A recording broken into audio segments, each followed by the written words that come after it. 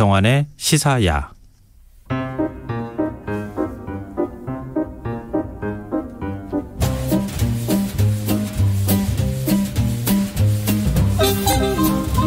우리가 주목해봐야 할 판결을 살펴보고 사법부의 판단과 국민 법 감정 사이의 괴리감을 줄이는 방법을 찾아가는 시간입니다. 슬기로운 법률 생활, 김선욱 변호사 스튜디오에 나와 계십니다. 안녕하세요. 안녕하세요. 네, 오늘은 어떤 얘기를 준비하고 오셨을지 궁금한데요. 네, 오늘은 굉장히 많은 이슈가 되고 있죠. 이제 음주운전입니다. 예. 음주운전으로 이제 피해자를 사망에 이르게 하면은 무기징역까지 처한다고 할 수 있는 윤창호법이 2018년 12월 시행됐는데요. 네. 근데 이 윤창호법이 시행된 지 3년이 지났지만 음주운전이 좀처럼 근절되지 않습니다. 최근엔 인천 을왕리 해수욕장 인근 도로에서 술에 취한 채 역주행을 하다가 배달 운전에 나선 50대 가장을 숨지게 한 사건도 일어나고 최근에는 가장 유명한 사건이죠. 예. 그 국민의힘 장제원 의원의 아들 래퍼 노엘의 사건까지 계속 논란이 이어지고 있습니다. 그래서 오늘은 음주운전 사고가 끊이지 않는 이유가 그 법과 혹은 판례에 있는 것은 아닌지 생각해보는 시간을 한번 가져보려고 합니다. 근데 래퍼 노엘이라고 말씀하셨지만 장용준이잖아요. 예. 장용준 씨가 네. 일단 교통사고를 냈는데 네. 경찰에 가서 보니까 술 냄새가 입에서 나서 그렇죠. 음주 측정을 하려고 했더니 거부했죠. 경찰관을 폭행했다. 폭행했죠. 예, 공무집행 방해를 하다가 현행범으로 체포가 됐다. 체포가 됐죠. 굉장히 논란이 일었잖아요. 이것 때문에. 네네. 당시 이제 지난달 18일 오후 10시 반에 이제 서초구에서 다른 차와 접촉 사고를 내고 그다음 이제 음주 측정 요구에 불응해서 경찰관의 머리를 들이받고 사고가 있었는데요. 당시 이제 2019년 9월에도 징역 1년 6개월에 맞아요. 그죠? 음주운전 사고를 내고 운전자 바꿔치기 아주 유명한 이슈였죠. 그래서 그 당시에도 이제 그 장제원 의원의 그 굉장히 사과와 이런 것도 있었는데, 근데 그 이후에 이제 2년 만에 또 다시 이제 사고가 일어났기 때문에 지금 큰 문제가 되고 있습니다. 예. 지금 그 장용준 씨한테 몇 개 혐의가 적용이 됐어요? 지금 현재 그 경찰이 적용한 혐의는 5개 혐의입니다. 현재 지금 혐의는 도로교통법상 음주 측정 거부. 그리고 이제 2년 전에 이미 사고를 한번 내셨기 때문에 무면허였잖아요. 무면허 상태에서 이미 무면허 상태에서 운전한 겁니다. 그래서 무면허 운전. 그리고 재물손괴. 이게 경찰서에서 뭔가 보셨겠죠. 이제 사고를 냈으니까. 그리고 형법상 상해. 그리고 공무집행방해. 이제 경찰관 머리를 들이받았으니까요. 다만 음주운전 혐의는 적용되지 않았습니다. 술 냄새 났다면서요. 음주 측정 요구했는데 그거 거부하다가 발생한 일이잖아요. 예. 왜 근데 음주운전 혐의 적용 안 한 겁니까? 중요한 거는 이제 술을 먹었다고 하더라도 도로교통법상 음주운전으로 처벌하기 위해서는 혈중 알코올 농도가 일정 기준치를 넘어야 합니다. 네. 그런데 노일 씨, 그러니까 장제원의 아들, 그분은 그 음주 측정 자체를 거부를 했기 때문에 혈중 알코올 농도를 측정을 할 수 없었고요. 당시에 경찰이 영장을 받아가지고 혈액을 채취해서 혈중 알코올 농도 잴 수도 없었기 때문에 음주운전은 적용이 불가능했던 거죠. 왜냐하면 측정치가 없기 때문에. 측정을 못하게 해서 음주운전이 아니다. 그렇죠. 뭔가 앞뒤가 모순된 얘기인데요. 이게 지금 외국 같은 경우에는 술 냄새 나면 그냥 걷게 해가지고 그 걷는 거 제대로 못 걸으면은 당신 음주운전이야. 그리고 체포하거나 그렇게 하잖아요. 그렇죠. 미국 같은 경우는 이렇게 경찰관이 차량이 운행하는 걸 보고 나서 임의를 세운 다음에 이렇게 걷게 한 다음에 이렇게 그렇게 적발한 사례가 있는데 우리나라에서는 그 호흡 측정을 하지 않습니까? 아니면 이제 피를 뽑기도 하는데 호흡 측정 과정이 없으면 혈중 알코올 농도를 측정할 수 없기 때문에 현재 처벌을 할 수 없는 겁니다. 왜냐하면 법 자체가 그렇게 돼 있기 때문에. 그래서 중요한 거는 상식적으로 우리 법감정으로 생각하면 좀 이해가 안 되기도 하는데요. 하여튼 그러면 음주 측정을 거부하는 뭔가 이유가 있는 겁니까? 그래서 지금 혈중 알코올 농도를 재서 그 기준에 맞추어서 처벌을 하기 때문에 그것을 이제 거부하는 경우에는 그 음주운전에 상응할 정도의 처벌을 합니다. 그게 바로 음주 측정 거부죄고 현재 지금 노엘 씨에게 적용된 그 죄명도 음주 측정 거부가 되는 거고요. 음주 측정 거부 시에는 이제 도로교통법상 1년 이상 5년 이하의 징역, 500만 원 이상 2천만 원 이하 벌금에 처해집니다. 근데 여기서 중요한 거는 네. 보통 이제 현재 면허 정지 수치가 옛날에 0.05%였잖아요. 네. 운전하는 사람들은 거의 다 알고 있는 수치인데 현재 그게 0.03%까지 떨어졌습니다. 예, 강화됐죠. 그렇죠. 근데 이제 0.03% 이상의 그 면허 정지 수치가 나오는 경우에는 1년 이하의 징역이나 500만 원 이하의 벌금입니다. 네. 근데 음주 측정 거부는 1년 이상 5년 이하 징역이거든요. 그럼 거부하는 게 훨씬 형량이 센 거죠. 그렇기 때문에 굳이 경찰에서는 음주 측정을 거부하고 뭐 이 사건처럼 난동을 부리는 케이스에서 굳이 혈중 알코올 농도를 재지 않고 음주 측정 거부죄로 이제 입건을 해서 규경으로 처벌을 하는 경우가 거의 뭐 대다수라고 볼 수 있습니다. 일종의 이제 법의 허점을 악용하는 거라고도 볼 수 있겠는데요. 이 부분에서 허점이 하나 있습니다. 근데 어떤 허점? 중요한 거는 이제 음주운전보다 음주 측정 거부가 더 중한 경우도 있는데 그런 경우도 있는데 있어요? 이게 음주 측정 거부가 더 중하죠. 보통은 술을 적게 먹으면. 그런데 혈중 알코올 농도가 0.2%를 넘는 경우에는 2년 이상의 징역에 처합니다. 그럼 술을 많이 먹었다 내가 이렇게 생각하면 음주 측정 거부해버리는 거예요. 그렇죠. 왜냐하면은 음주 측정 거부는 1년 이상밖에 안 되기 때문에 자기가 딱 판단을 했을 때 물론 0.2% 이상이 되면은 과연 이성이 있을지가 좀 의문이긴 한데 그 정도 상태가 되면은 오히려 전략적으로 선택을 할 수 있는 거죠. 내가 음주 측정 거부를 해서 1년 이상만 처벌될 수 있도록 자기가 전략적으로 선택할 수 있는 거죠. 그러면은 지금 그 장재훈 아들 용준 씨는 그럼 이걸 알았을 가능성이 있는 건가요? 그럼 어느 정도 합리적인 의심은 가능한데 과연 그랬을지는 본인만이 알고 있는 거죠. 근데 어느 정도 의심은 되고 있는 거죠. 대다수의 음주 측정 거부 같은 경우에는 어느 정도 굉장히 많지 않은 케이스에서 많이 일어납니다. 그 악용 사례가 많다는 거예요. 그렇죠. 오히려 측정 거부가 더 낮기 때문에 그걸 또 악용할 수 있는 거죠. 구체적인 사례가 있으면 좀 소개를 해주시죠. 현재 지금 사례 같은 경우는 이렇게 됩니다. 이제 작년에만 현재 음주 측정 거부가 이제 4,407건이 발생했거든요. 4,407건이 발생했는데 이거 같은 경우에는 지금 굉장히 이제 이게 실무상 많이 문제가 되고 있습니다. 왜냐하면 음주 측정 거부 이렇게 많다는 것은 그만큼 혈중 알코올 농도를 측정하는 것보다 이것이 좀 더 유리한 경우가 많다는 어떤 여러 음주하는 사람들 사이에 뭔가 이제 이야기가 돌고 있기 때문인데 그래서 현재 지금 더불어민주당 의원이 민영배 더불어민주당 의원이 이번 사건을 딱 계기로 해서 오히려 음주 측정 거부를 할 때 하는 경우가 훨씬 더 형량을 강화하자. 0.2% 이상인 경우에는 이제 2년 이상인데 음주운전을 했을 때 그거에 상응할 정도로 음주 측정 그 거부죄를 형량을 강화하는 법안을 지금 이제 만들고 지금 발의를 했습니다. 아마 통과되지 않을까라고 조심스럽게 예상하고 있습니다. 그 작년에만 음주 측정 거부 사례가 4,400건이 넘었었다는 얘기잖아요. 뭐 하루에도 몇 건씩 발생했다는 얘기가 되는 건데. 그렇죠. 그러니까 허점이 있긴 있는 거네요. 중요한 거는 코로나 상황에서 굉장히 이렇게 저녁에 회식을 제한하고 이렇게 있는 상황에서도 이렇게 많이 음주 측정 거부가 있었다는 것 자체가 굉장히 음주운전 같은 경우는 굉장히 상습적으로 그리고 광범위하게 일어났다는 것을 반증하고 있습니다. 술은 마셨지만 음주운전은 아니다. 이게 이제 농담으로 받아들일 수 없는 현실이라는 얘기인데 실제 비슷한 판례가 또 있다면서요? 이거 최근에 굉장히 좀 재밌다기보다는 좀 어떤 음주 측정에 대한 여러 가지 생각을 할 수 있는 판결이 나왔는데요. 서울 남부지방법원에서 판결이 나왔습니다. 이제 면허 정지 수치가 나왔습니다. 측정을 하니까 0.03% 이상인 0.033%가 나왔는데 그 경우에 이제 음주 측정치는 분명히 면허 정지 수치를 넘었는데 하지만 무죄 판결이 나왔습니다. 무죄 판결이 나와요? 이해하기가 어려운데 왜 그런 겁니까? 자, 이런 겁니다. 이제 음주 측정이라는 것은 이제 보통 이제 적발 직전까지 운전대를 잡고 있죠. 운전을 하고 있습니다. 그런데 이제 대다수의 이런 사건에서 뭐냐면은 음주 측정 시점과 운전을 최종적으로 종료한 시점 사이에 간격이 있습니다.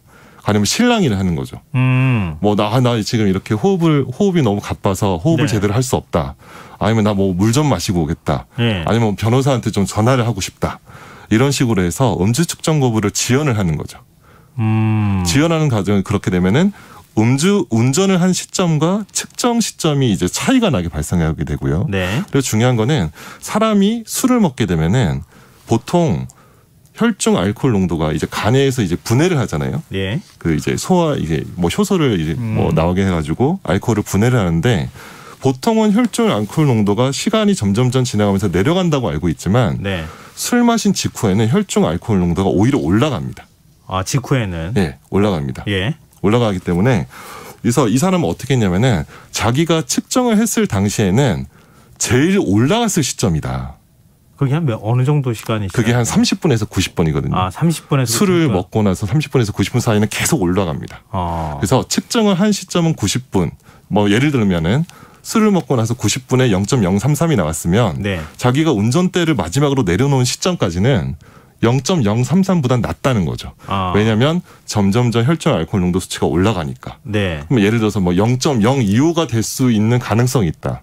그렇게 되면은 면허 정지가 해당하지 않는 거 아니냐라고 변호사가 주장을 했죠. 좀 굉장히 좀 어려운 부분인데 중요한 거는 그 혈중 알코올 농도가 이제 처음에 상승기를 거쳤다가 내려간다는 그 부분을 이용해서 많은 변호사들이 채택하는 변호 전략 뭐 중에 하나입니다. 아, 변호사들이 많이 그쵸. 그런 전략을 사용하는 거예요? 예, 실제로 그런 경우에 많은 무죄 판결이 나오고 있고요. 그럼 운주단속이 걸리면 네. 혈중 알코올 농도 상승기였다 이렇게 주장하면 네. 사실은 골치 아프잖아요. 어찌 보면은 언제 술 마셨는지 어디서 네, 그렇죠. 술 마셨는지 그거 다 확인해야 되는 거 아니에요? 그렇죠. 뭐 카드 영수증이나 아니면 그 사람의 동선을 보고 어느 술집에서 먹었는지 뭐 CCTV를 확보하고 그러니까 술 먹은 시간이나 이런 것들을 다 추적을 해야 되는데 이 혈중 알코올 농도에 상승기가 있다는 것 때문에 많은 케이스에서 적발이 되고 나서 측정까지 굉장히 지연을 하는 사례가 많이 발생하게 되죠. 일부러 아까 말씀하셨던 것처럼 물 좀 먹을게요. 네, 물 좀 먹을게요. 변호사한테 전화하겠습니다. 어지러운데요. 네. 호흡이 가쁩니다. 호흡을 못 하겠습니다.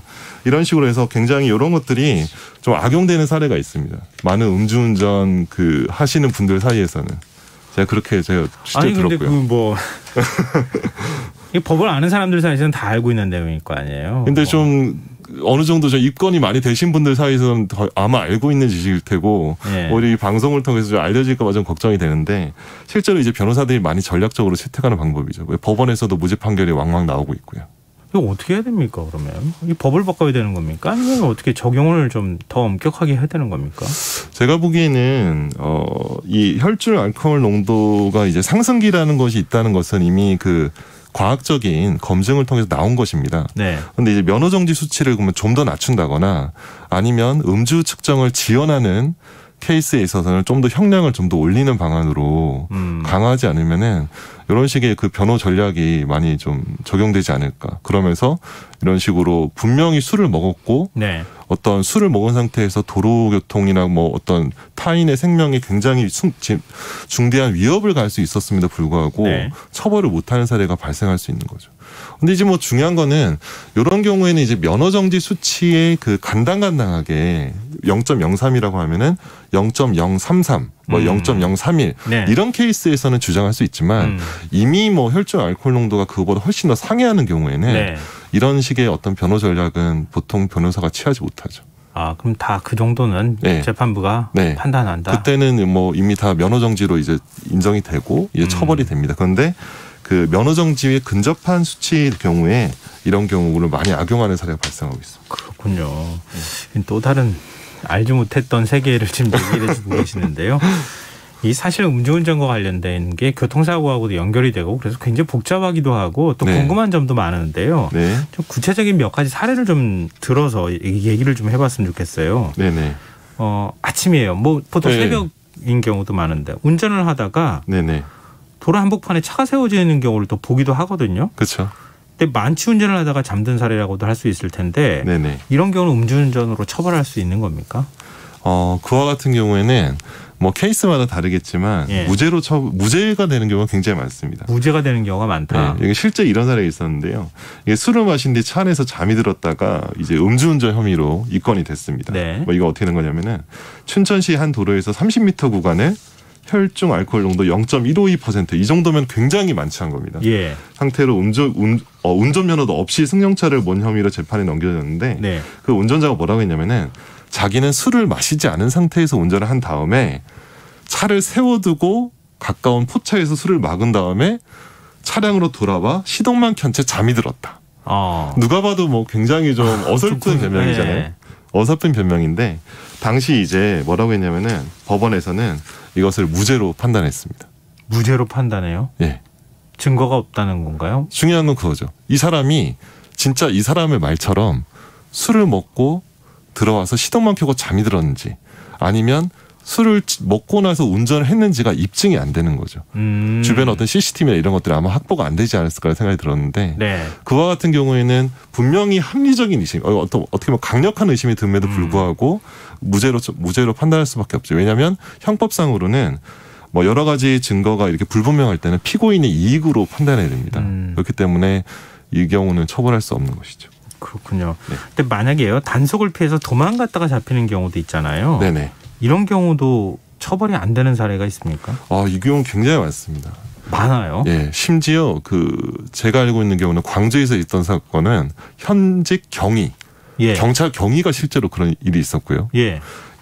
제가 가져온 케이스는 특수부대 출신의 현직 해경 구조직 경장이 바다에 뛰어들었습니다. 바다에 뛰어들어요? 네. 왜냐하면 워낙 뭐 특수부대 출신이니까 이렇게 헤엄을 잘 칠 거 아니에요? 예. 그래서 이제 음주 단속을 하는 걸 발견하고 차를 세워두고 나서 바다에 뛰어들어서 5시간 이후에 경찰서에 출두를 했죠. 5시간 동안 바다에 있었어요? 그건 모릅니다. 5시간 동안 바다에 있었다가 뭐 집에 갔는지 아니면 1시간 정도 있었다. 바다로 뛰어들어서 도망가가지고 어디 갔겠죠. 왜냐하면 특수부대 출신이니까 뭐 굉장히 어딘가 뭐 알 수 없는 루트로 갔을 테니까. 네. 그 경우에도 이 사람은 이제 음주 측정 불응 혐의가 적용되지 않습니다. 왜냐하면 잡지도 못했으니까. 처음 음주 측정 거부를 적용하려면은 잡은 다음에 그러니까 3회 이상 고지를 해야 됩니다. 네. 그런 경우에 거부할 때 이렇게 처벌할 수 있는데 이 사람은 측정 전에 도망갔기 때문에 음주 측정 불응도 안 되고 뭐 공무집행 방해도 안 되죠. 뭐 누구 때린 적도 없잖아요. 도주죄도 안 됩니다. 왜 도주죄는 잡혔던 사람이 탈출을 해야 도주죄가 되거든요. 근데 이 사람은 잡혔던 적도 없잖아요. 예. 그래서 나중에 자진 출두했는데 그때 당시에 0.017% 나왔습니다. 0.017이면 면허 정지 사유도 안 되는 거죠. 네. 아예 그냥 처벌이 안 되는 케이스이기 때문에 이런 경우에는 이제 경찰에서 음주운전으로 입건하기 굉장히 힘든 것이죠. 왜냐하면 0.017%가 나오면 나중에 사후에 측정하고 했을 때 그 사람이 술을 먹은 시점과 뭐 이렇게 대비를 해서 혈중 알코올 농도를 추산할 수 있는 공식이 있는데요. 네. 그 공식이 실제로 법원에서 잘 적용이 되지 않기 때문에 이 케이스에서는 실제로 이 사람을 뭐 음주 측정 혐의, 뭐 음주운전이나 뭐 음주 측정 거부로 입건하기 어렵다는 것이 중론이죠. 그 공식이라고 말씀하셨는데 네. 위드마크 공식이라고 들어본 적이 맞습니다. 있어요. 위드마크 공식입니다. 그 법원에서 인정을 안 합니까 그거를? 예. 그건 보통 이제 기사 쓸 때도 얘기 나오지만 인정은 하는 것 같던데. 예. 근데 실제 적용은 잘 안 하는 거예요? 네, 위드마크 공식은 뭐 있고 굉장히 유명한 케이스가 있죠. 그 개그맨 이창명 씨 사건. 당시 이제 뭐 포르쉐 자동차를 운전하다가 사고를 낸 다음에 도주하고 나서 나중에 이제 자진 출두해서 혈중 알코올 농도를 재는 사건이 있는데 네. 그 사건에서 이제 법원에서 무죄 판결이 나왔습니다. 위드마크 공식을 적용을 하더라도 처음에 술을 먹었을 양과 이 사람이 술을 얼마나 빨리 먹었는지 늦게 먹었는지 이런 것들을 알 수 없기 때문에 과연 운전을 할 당시에 면허 정지나 면허 취소 수치의 혈중 알코올 농도가 됐을 거라고 볼 수가 없다. 단정할 수 없다. 그렇기 때문에 무죄 판결이 나왔죠. 물론 사회적으로 지탄은 받지만 결국은 이제 무죄 판결이 나온 거죠. 그러면 만약에 음주 측정 뭐 거부도 아니겠죠. 그냥 저기 단속한다 그러면 어디로 막 도망가는 거예요. 그렇죠. 그래서 안 잡히고 한 하루 뒤쯤에 나타나는 거죠. 나타나서 피를 뽑아서 검사하는 거죠. 그럼 위드마크 그 공식도 적용하기가 어렵다. 실제로 그러니까 법원에서 인정은 하지만 그 공식을 적용하기 위한 여러 가지 제한적인 요소가 굉장히 많습니다. 그 요소 때문에 그 요소를 감안하더라도 결국은 이 사람이 진짜로 운전을 했을 때 혈중 알코올 농도가 얼마를 넘었다고 보기 어렵다고 보는 거죠. 그래서 이창명 씨도 결국 무죄를 받았고 물론 사회적으로 굉장히 지탄을 받았지만 그래서 지금 말씀하신 것처럼 이 공식이 뭐 적극적으로 적용이 되지 않기 때문에 이걸 악용하고 방금 전에 말씀드린 뭐 특수부대 출신의 경장처럼 악용한 사례가 많죠. 네, 최근 서울 강남 한복판에서 교통사고를 낸 운전자가 경찰에 막 쫓기다가 편의점에서 술을 사 먹었다 이렇게 얘기한 사례가 있었어요. 그렇죠. 소주를 한 병 원샷을 음주운전한 사실을 숨기기 위해서. 이런 경우는 어떻게 되는 거예요? 이 경우도 굉장히 난감한 게 이 사람이 제가 알기로 소주 한 병을 원샷했던 걸로 알고 있거든요. 소주 한 병 원샷은 제가 대학교 신입생 때나 했던 그런 어떤 되게 무모한 행동 중에 하나. 쫓기다 편의점 가가지고 소주 한 병을 그냥 마시는 거예요. 예, 물론 지금 뭐 도수가 좀 더 뭐 제 대학 때보다 낮긴 하지만 그래서 이제 그 당시 근데 그 직후에 쟀을 때는 음주 측정 수치를 신뢰할 수가 없는 거죠. 왜냐하면 편의점에서 술을 먹기 때문에 혈중 알코올 농도가 이렇게 나온 것인지 그 전에 먹었기 때문에 혈중 알코올 농도가 이렇게 나온 것인지 그렇죠. 구분이 안 되기 때문에 정말 이 사람을 음주운전으로 입건할 수 있는지가 굉장히 좀 초미의 관심사죠. 이 사건 제가 굉장히 예의주시해서 보고 있거든요. 아직 최종적으로 판단이 안 나왔지만. 그렇군요.